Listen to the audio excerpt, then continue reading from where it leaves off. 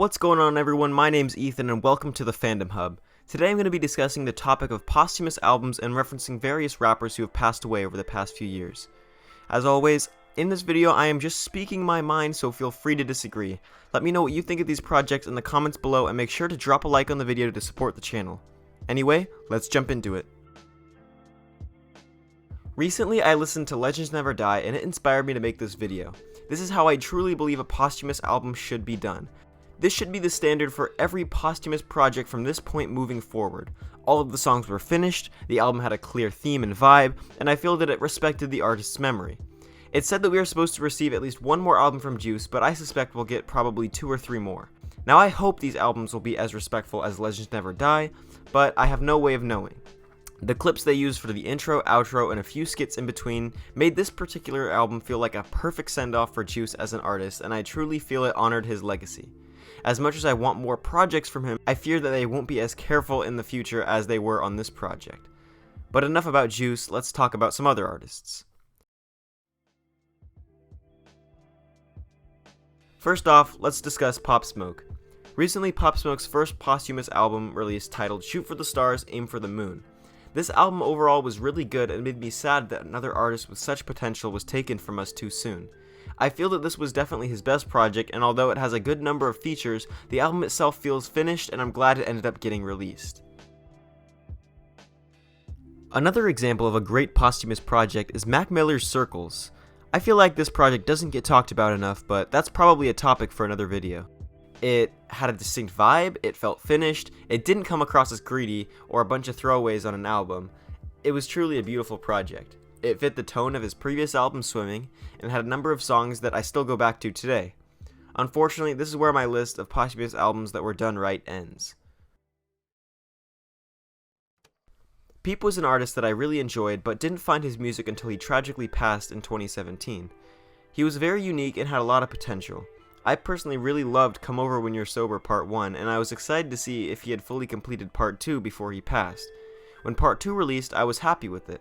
I felt like it was pretty much completed. It also felt like they had some random throwaway tracks added on there to make it longer. I thought that it was a pretty solid posthumous album, but unfortunately they didn't stop there. In 2019 they released Everybody's Everything, which also wasn't bad, but included lots of features and songs that sounded unfinished. The album was 19 tracks long, but many of these songs had been released long before the album came out and clearly weren't meant to be on the project altogether. My favorite song off the album was Witchblades, and that was released a whole 2 years before this album dropped. Despite me enjoying a few songs off the album, I felt as if it wasn't needed and left me a bit disappointed with how they were handling Peeps' legacy. I'm sure this was the one many of you were waiting for, XXXTentacion. Since 2017, X was one of my favorite artists, and seeing what they've been doing to his legacy lately has been painful. 17 was an album with a clear theme and a clear plan, whether or not you liked it. Question Mark was an album that expanded off what X previously did on 17, but with a more mainstream appeal. X tragically passed away shortly after Question Mark dropped, but it was only a few months later in December of 2018 that we received his first posthumous project, Skins. Now Skins was only 10 tracks long, and one of these tracks was an intro. Another one of these tracks was an interlude, but to be fair, at least 4 or 5 of the tracks on this album felt like interludes.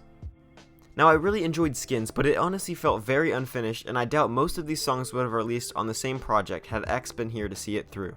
I think they did a decent job with this project, but had they given it some more time, it could have been a lot better. Unfortunately, they didn't stop there. Well, Members Only Volume 4 came out later in 2019, but I'm not really going to talk about it because it was a collaboration project, and I think it was actually pretty solid. The Question Mark Deluxe Edition was released in 2019, which felt like a money grab, and this is when I truly felt like they were milking X's death. It hardly offered anything new from the Question Mark album. They added instrumentals from all his songs, which is cool I guess, but super unnecessary.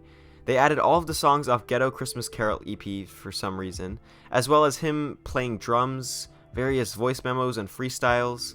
The only decent thing about this project is the fact that they released Proud Cat Owner on platforms like Spotify and Apple Music, but for some reason they added Rico Nasty on the song. I mean, she wasn't terrible, but she didn't fit onto the song very well, and I don't understand why she was even on it, to be honest. Anyway, enough about this album, let's talk about Bad Vibes Forever. Later in 2019, we received yet again another posthumous project called Bad Vibes Forever. Now this project has a number of songs on it that I have saved and actually really enjoy. It almost feels like a question mark 2 per se, but my issue with this project is how unfinished it was. Out of the 25 songs, there are 15 songs flooded with features. This project was clearly in the works for a while, but it was obvious that X never got to finish it. It feels like whoever made this album release happen just threw every last thing they could on it, and to be honest, a lot of the features on this album just ruined the song. One of my favorite songs on here is It's All Fading to Black, but Blink-182 ruins the hell out of this song. Like, I enjoyed Blink back in their prime, but Mark's voice is nowhere close to what it used to be, and he feels so out of place on this song. That's how I felt with many of the features on this album. It just felt weird overall as a project, and this was the point where I truly realized what they did to X's legacy. It was truly painful to see how greed can make people defile graves for money. I think moving forward we should support posthumous projects that honor the memory and legacy of the artist themselves. If it's not an album that they intended to release fully completed, then don't support it. If it's just a collection of singles that the label picked out and threw together, don't support it. I would encourage everyone here to check out Legends Never Die, Shoot for the Stars, Aim for the Moon, and Circles if you haven't already. These are 3 great posthumous projects that are handled with care and should be the standard moving forward. Anyways guys, that's where I'm going to end the video for today. Let me know what you guys think. Do you agree with me or do you disagree? Make sure to leave a comment below and don't forget to subscribe. Anyways guys, take care, have a good day, and stay safe.